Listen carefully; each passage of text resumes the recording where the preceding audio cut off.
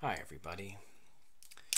So we're going to list the kings and queens of England and Great Britain, and we'll start with Edward the Confessor.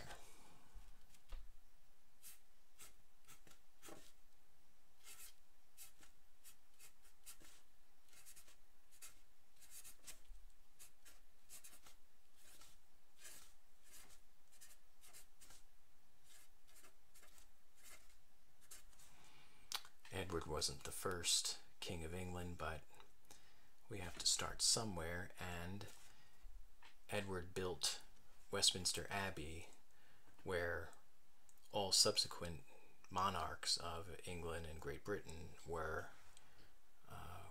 coronated. So we'll start with him. He was the Confessor.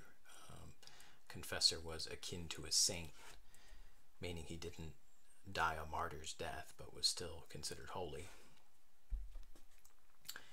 Crowned on the very day that Edward died was the Earl of Wessex, and this was Harold.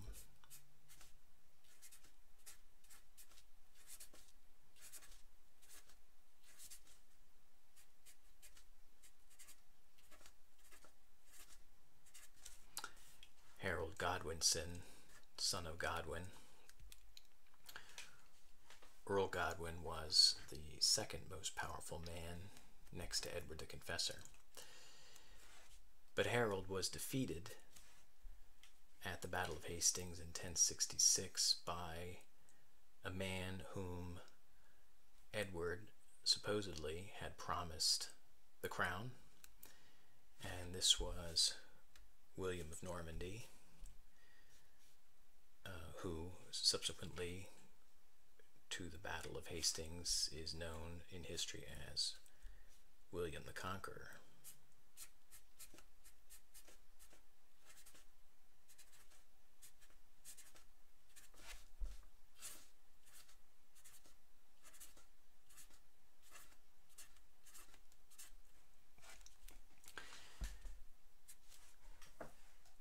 William's second eldest son succeeded him to the throne, and that was another William, William Rufus.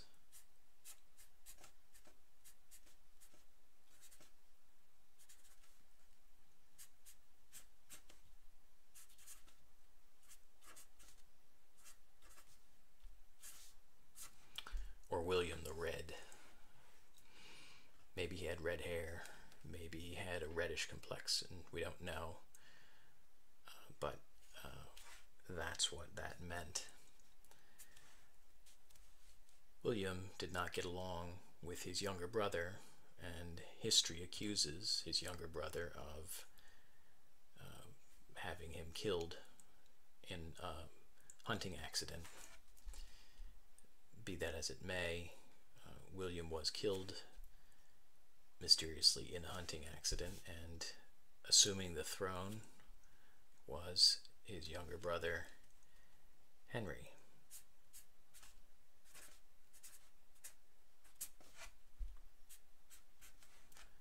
Known as Beauclerk.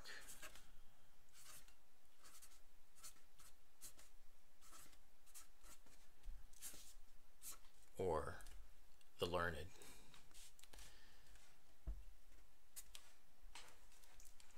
Henry had his nobles swear loyalty to his daughter upon to succeed him upon his death, and when Henry died, his daughter was proclaimed Queen of England, and that was Matilda.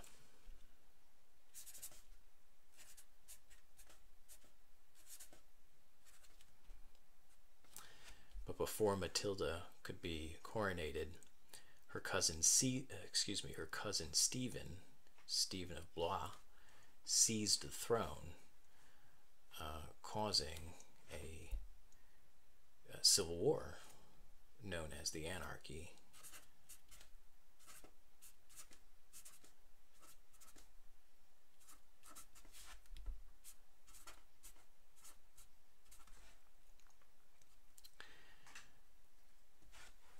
which lasted more than a decade.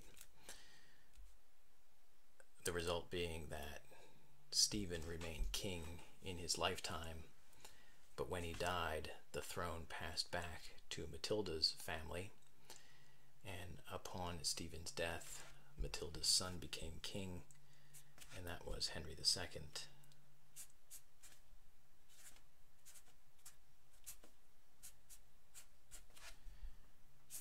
Known as Kurtmantle.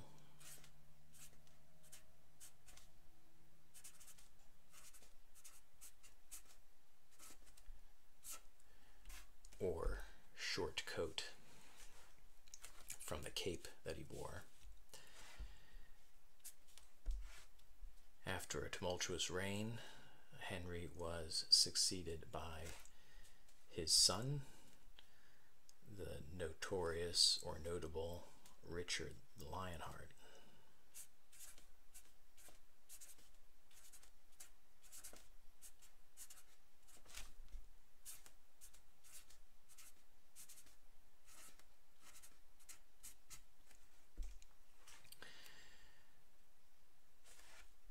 When Richard died, he was succeeded by his younger brother, who was crowned King John,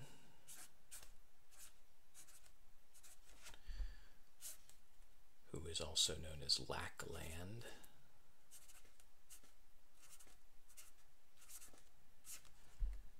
Because after his father Henry II bestowed land on his elder siblings, there was none left for John.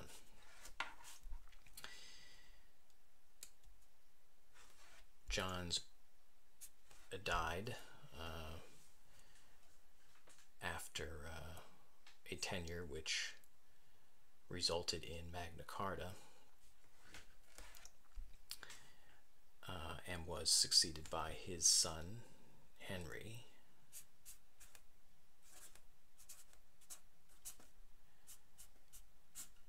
Third,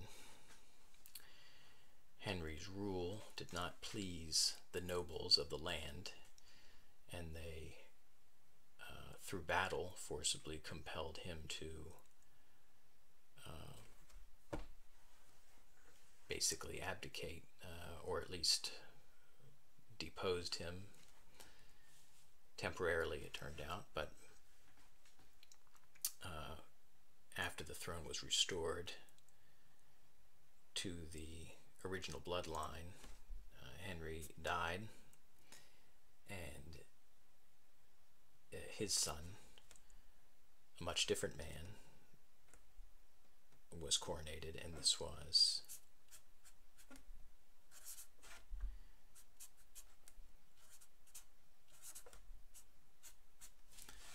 Edward I, who was known as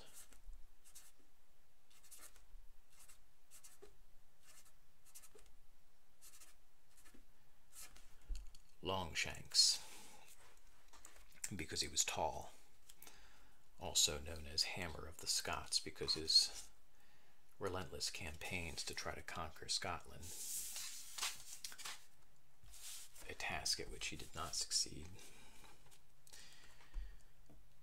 When Edward died, his son ascended to the throne, and this was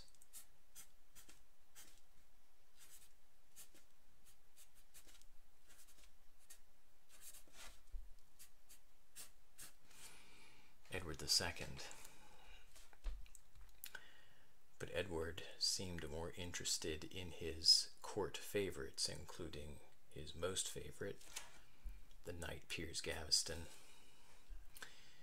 And Edward was, again, essentially deposed by forces loyal to his wife Isabella of France, and then killed by his opponents. Nevertheless, the royal line continued with his son, Edward III.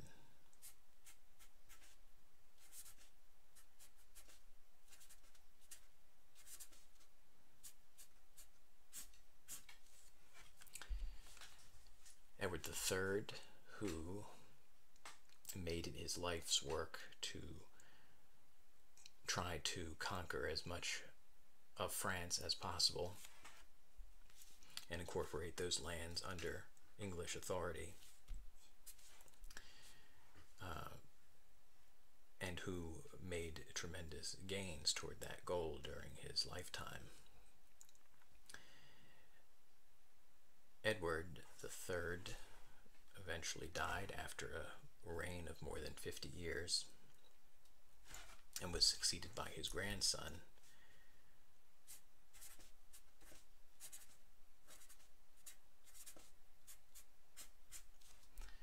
Richard II, who, after a propitious start as a monarch, ended up as a tyrant and was deposed by a usurper who was his cousin Henry Bolingbroke, who had ample reason to usurp,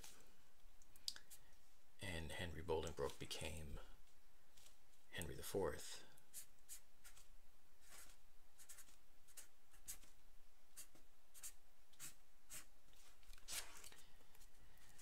And this set into motion the conflict which fully realized would be the Wars of the Roses throughout the next century. Henry had some qualms about what he did in usurping King Richard, but his son did not have any questions about his legitimacy, and this was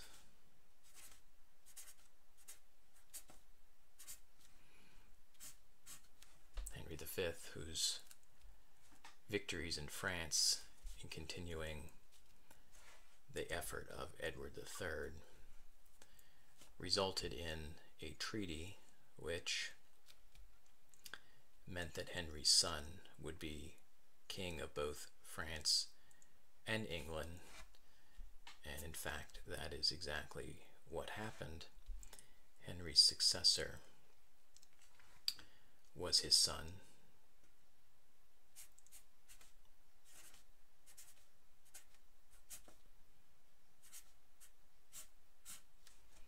Henry VI, who had a coronation both at Westminster Abbey and later at Notre Dame in Paris. But Henry VI was a quiet, meek, and pious man who had no interest in pursuing or protecting England's hard-fought gains in France.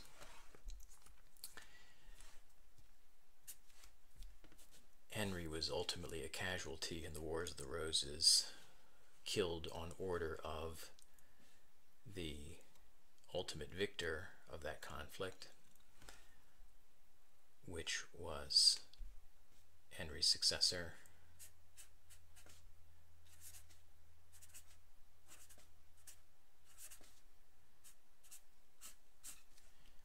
Edward IV.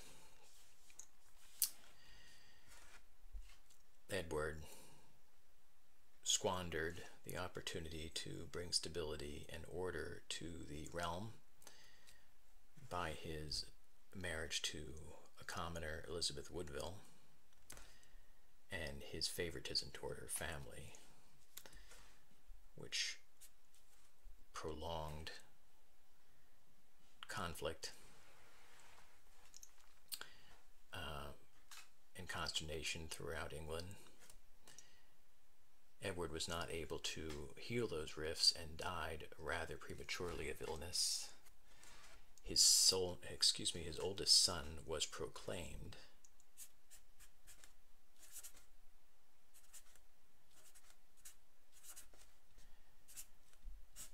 Edward V, but was never coronated because he was locked away in the Tower of London and presumably killed on the orders of his uncle, who was the new coronated King of England.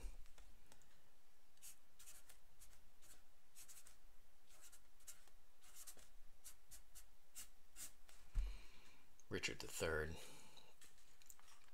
whose body was recovered and found for the first time in 500 years in 2012 in a parking lot. And he indeed did have a hunchback. Richard III was in turn deposed and killed on the battlefield by the founder of a new house, and that was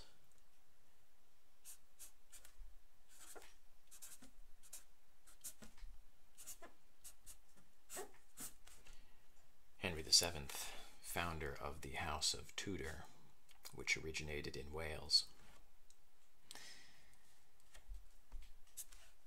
Henry's illustrious offspring would be his successor, and that is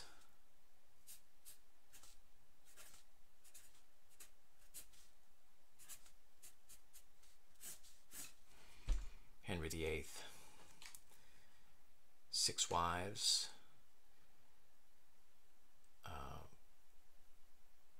and 3 of whom were his successors. The first of which was his son,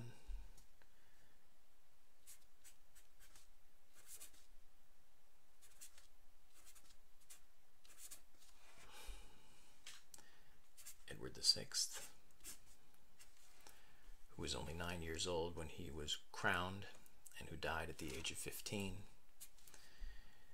Edward designated his cousin, the Protestant Lady Jane Grey, as his successor, and when he died she was proclaimed Queen, England's first queen that was accepted.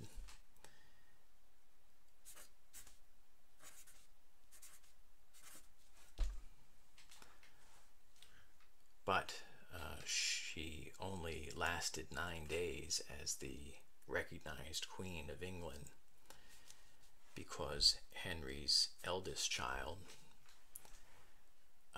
gathered forces and defeated the forces of Jane, and she assumed the crown, and this was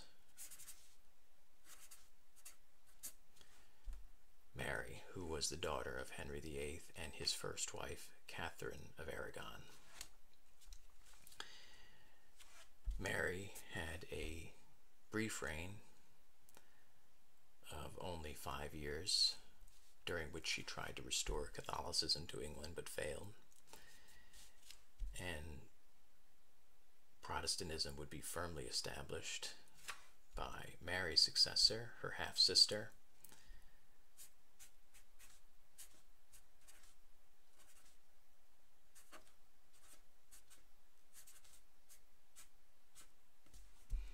Queen Elizabeth, whose name describes an entire era of the late 16th century in which Shakespeare flourished and England expanded its trade empire into the New World. And Elizabeth had a long reign of 45 years, but after she died without issue and without naming a successor, the new monarch was James VI of Scotland, who became James I of England.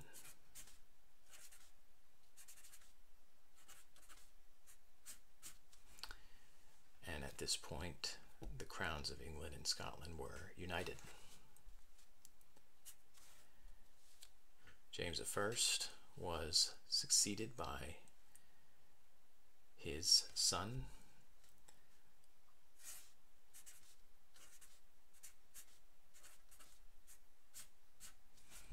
Charles I, whose stubbornness and overreach resulted in the English Civil War, which in turn resulted in Charles I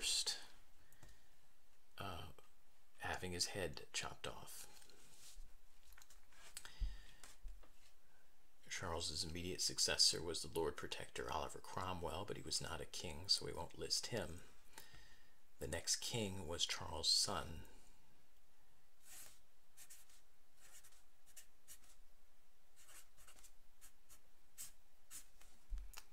the highly agreeable Charles II. Charles died without legitimate heir, and so his brother assumed the throne, and that was the Duke of York, and the admiral who became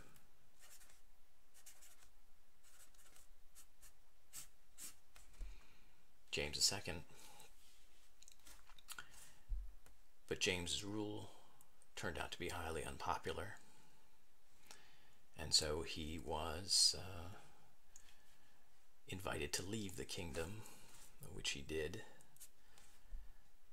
He left, and the new monarchs of England were firmly Protestant, and that was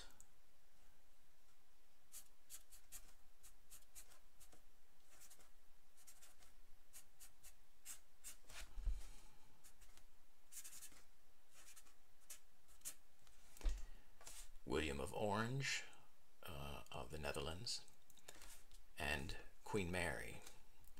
Mary was not just William's consort, but was a queen of England in her own right. She was the daughter of James II.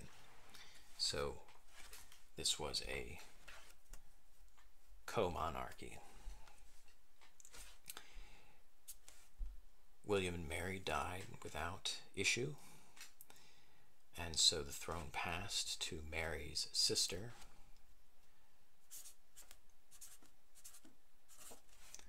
Queen Anne, and it was under Anne's reign that Great Britain was officially established with the Act of Union in 1707, uniting under one crown England, Wales, Scotland, and Ireland. Queen Anne died without issue as well, and so the throne passed to the nearest Protestant claimant as required by the English Constitution, and that turned out to be the German elector of the German state of Hanover, George, who was crowned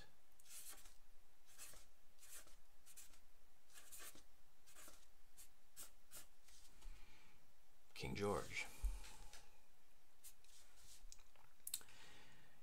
George's son succeeded him, and that was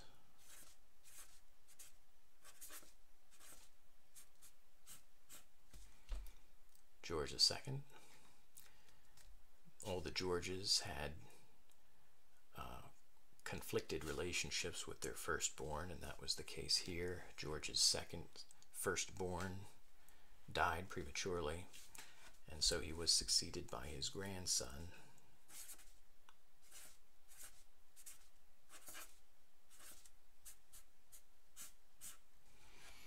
George III, whose very long reign of 6 decades witnessed the American Revolution, the war with France twice, including the Napoleonic Wars,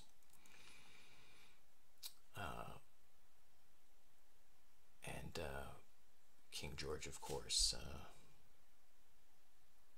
died mad, that is to say mentally ill, because of the disease porphyria. He was succeeded by his son,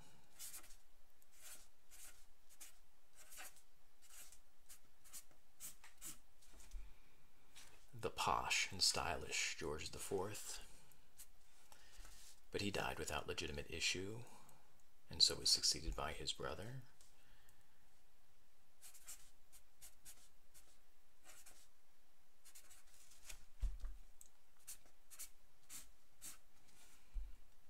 William IV,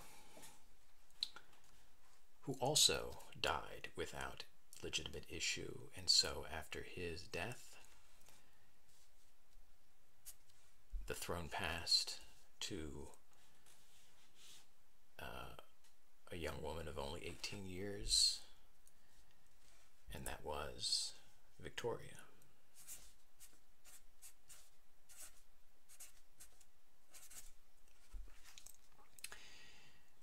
Victoria had a lot of children, including some sons, and the eldest son succeeded to the throne in 1901 upon Victoria's death, after a reign of 62 years, or excuse me, I guess about, well, she was crowned in 1837 and 1901, so I guess that's 64 years. So after Victoria died, her son took over, and that was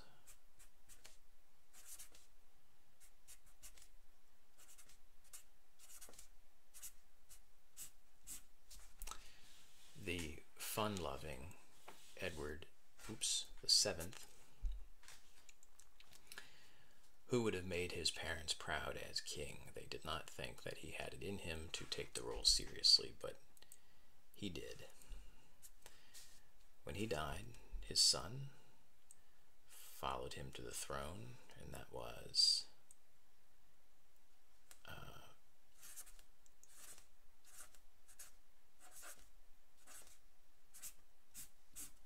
George V, whose reign included Great Britain's involvement in the Great War, World War I. And George was followed by his son, and that was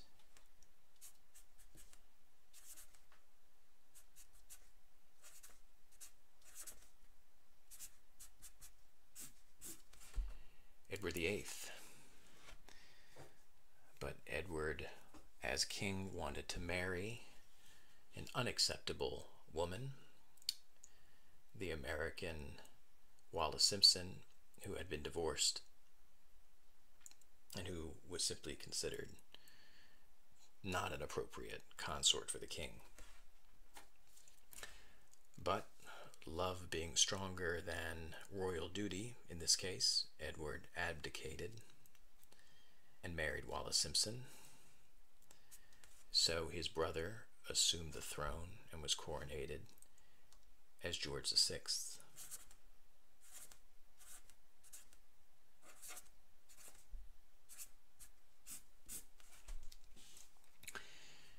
George VI, a very quiet man, who never expected to be king, but whose conduct as a monarch, along with his consort Mary, I think was exemplary, certainly during the Second World War. He died in 1953 and was succeeded by his daughter,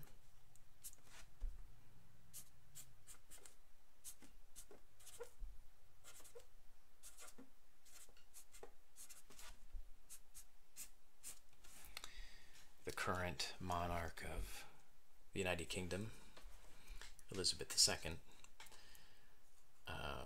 who has been reigning now since 1953, who was coronated the following year, and who at age 90 is the longest lived monarch, and who, despite being that age, shows no sign of slowing down, nor does her husband, the